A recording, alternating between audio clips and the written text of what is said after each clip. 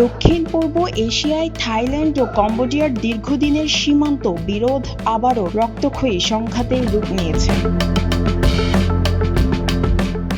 সোমবার থাইল্যান্ডের সেনাবাহিনী কম্বোডিয়ার বিতর্কিত সীমান্ত অঞ্চলে বিমান হামলা চালানোর তথ্য নিশ্চিত করেছে।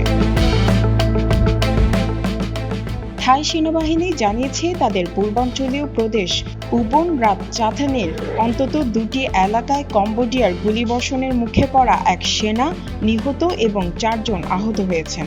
উত্তরে থাইল্যান্ড এখন একাধিক এলাকায় সামরিক লক্ষ্যবস্তুতে বিমান হামলা চালাচ্ছে।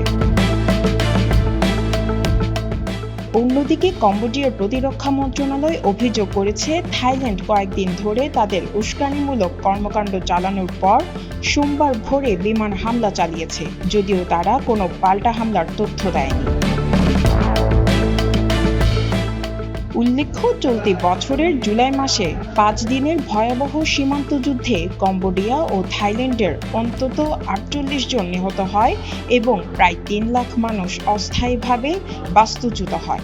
যুদ্ধবিরতি চুক্তি ও বর্ধিত শান্তি চুক্তি সই হওয়া সত্ত্বেও উত্তেজনা নতুন করে তীব্র হয়ে উঠেছে। Desk report, news today.